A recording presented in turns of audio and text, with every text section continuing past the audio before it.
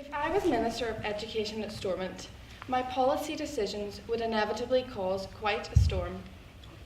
I would instil a modernised education programme which can meet the needs of the newest and future generation to equip them for life and create limitless possibilities.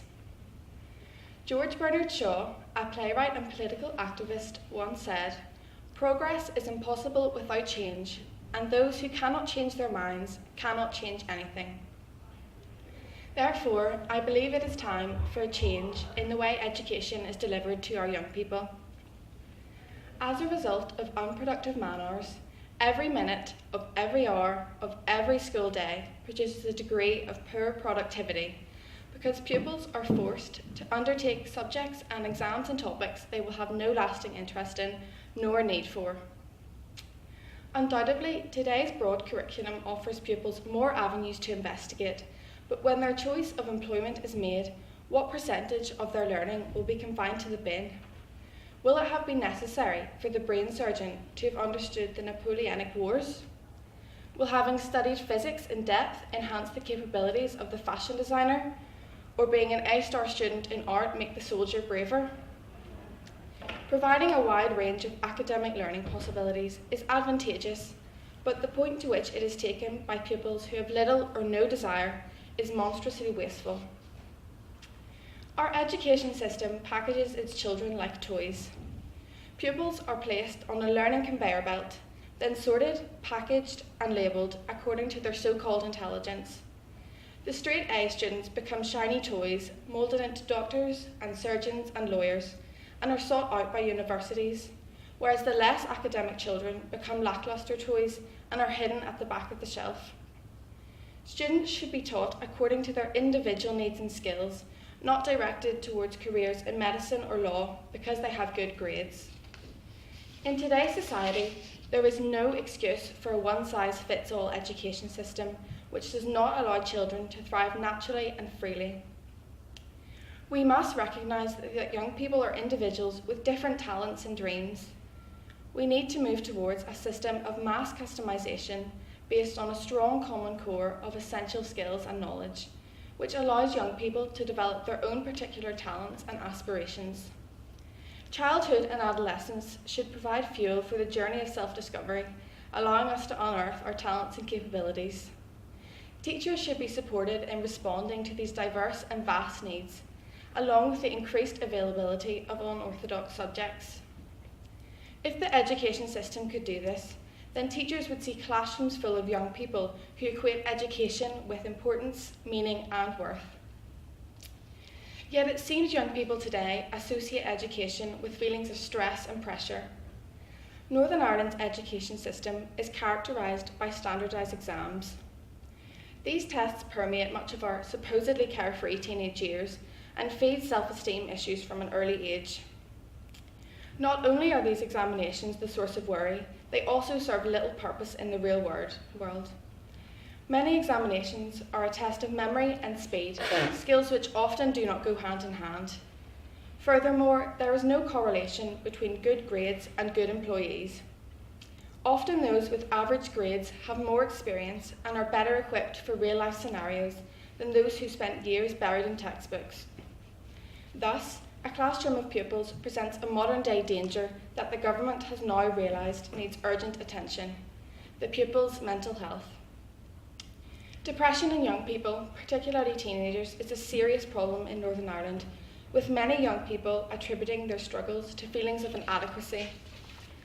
This feeling is often derived from the colossal pressure to succeed in school, with seemingly detrimental repercussions if this is not achieved.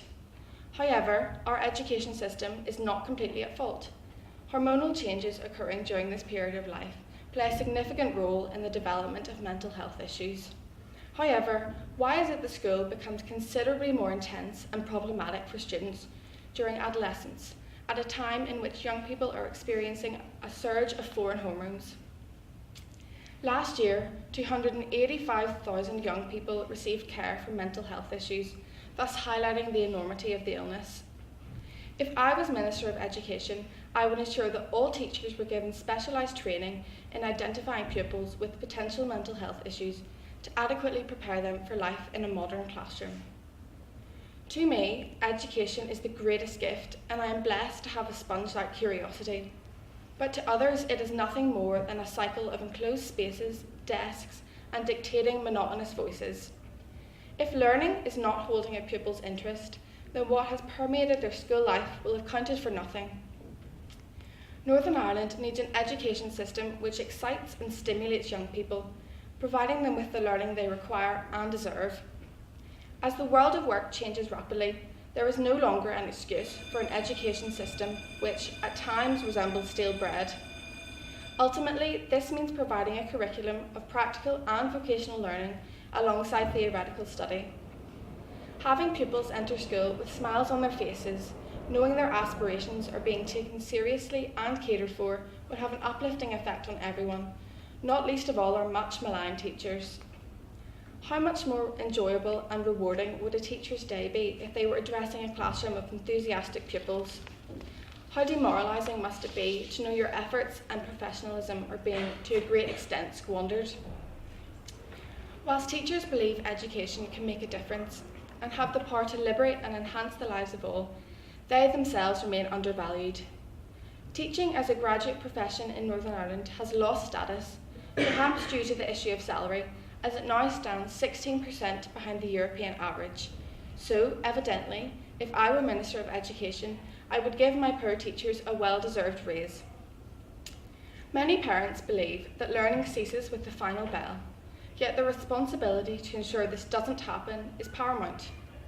I would seek to establish clear guidelines for the part parents should play in their child's opportunity of success. Students should be encouraged to take responsibility for their actions, preventing pushy parents scapegoating teachers for their child's below-average grades. I feel passionately about this lack of respect and urge education authorities to do something about it.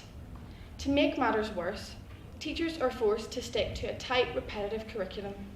Even the most fresh-faced, passionate teachers who adore their subject and are determined to introduce the next generation to it will wither in their ambition under their harsh, repetitive timetable of marking the same essay questions year on year. In fact, 4 out of 10 teachers quit within their first year of qualifying, with almost 76% blaming their heavy, monotonous workloads. This system is neither reasonable for the children nor the teachers. Having identified the key areas of our education system needing major refurbishment, I believe that I should now provide you with a metaphorical colour scheme, or put plainly, a form of solution. I think we could learn a thing or two from the Finnish education system. Finland, as well as the rest of Scandinavia, is famed for its schools and staff consistently topping global league tables for pupils' performance. Why is this, you ask?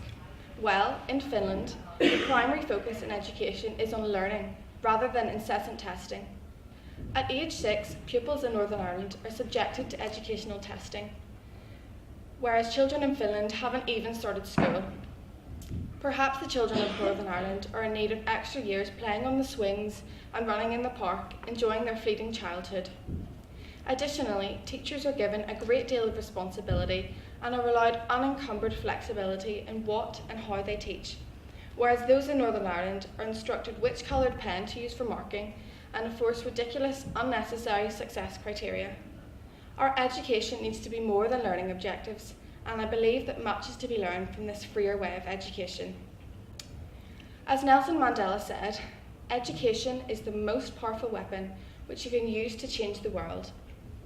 The tools that were used to carve out the previous generation's education have grown blunt, and I know that if I was Education Minister, I would not hesitate to sharpen them. Thank you for listening.